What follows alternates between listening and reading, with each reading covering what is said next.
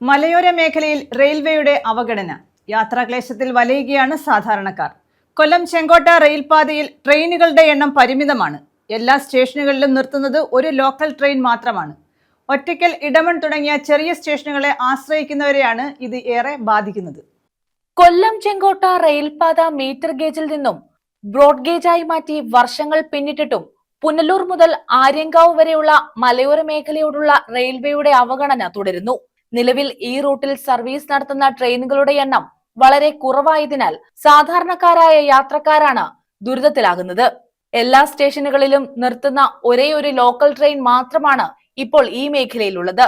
ഇടമൺ, ഒറ്റയ്ക്കൽ തുടങ്ങിയ ചെറിയ സ്റ്റേഷനുകളെ ആശ്രയിക്കുന്ന ജനങ്ങളുടെ ജീവിതത്തെയാണ് ഇത് ഏറ്റവും കൂടുതൽ ബാധിക്കുന്നത്.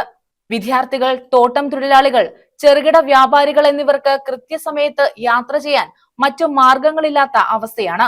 യാത്രാക്ലേശം പരിഹരിക്കാൻ MP യാതൊരുവിധ ഇടപെടലുകളും നടത്തുന്നില്ലെന്നാണ് നാട്ടുകാരുടെ പ്രധാന ആരോപണം. റെയിൽവേ മന്ത്രാലയത്തിൽ സമ്മർദ്ദം ചെലുത്തി കൂടുതൽ ലോക്കൽ പാസഞ്ചർ ട്രെയിൻ സർവീസുകൾ അനുവദിപ്പിക്കാൻ ജനപ്രതിനിധി തയ്യാറാകണമെന്നാവശ്യപ്പെട്ട് വ്യാപകമായ പ്രതിഷേധമാണ് ഉയരുന്നത്. കൊല്ലം മുതൽ പുനലൂർ വരെ നിരവധി ട്രെയിൻ സർവീസുകൾ നിലവിലുണ്ടായിട്ടും അവ ചെങ്കോട്ട വരെ നീട്ടാൻ റെയിൽവേ അധികൃതർ തയ്യാറാകാത്തതിനെതിരെയും പ്രതിഷേധം ശക്തമാകുന്നു. 10 വർഷം മുമ്പ് മലയോര മേഖലയുടെ ടൂറിസം സാധ്യതകൾ മുൻനിർത്തി വിസ്താഡോം കോച്ചുകൾ കൊണ്ടുവരുമെന്ന് MP വലിയ വാഗ്ദാനം നൽകിയിരുന്നു. എന്നാൽ വർഷങ്ങൾ കഴിഞ്ഞിട്ടും ആഡംബര കോച്ചുകൾ പോയിട്ട് സാധാരണക്കാർക്ക് കുറഞ്ഞ ചെലവിൽ യാത്ര ചെയ്യാനുള്ള ലോക്കൽ ട്രെയിനുകൾ പോലും അനുവദിക്കാൻ കഴിഞ്ഞിട്ടില്ലെന്ന ആക്ഷേപവും ശക്തമാണ്. News bureau, Punalur.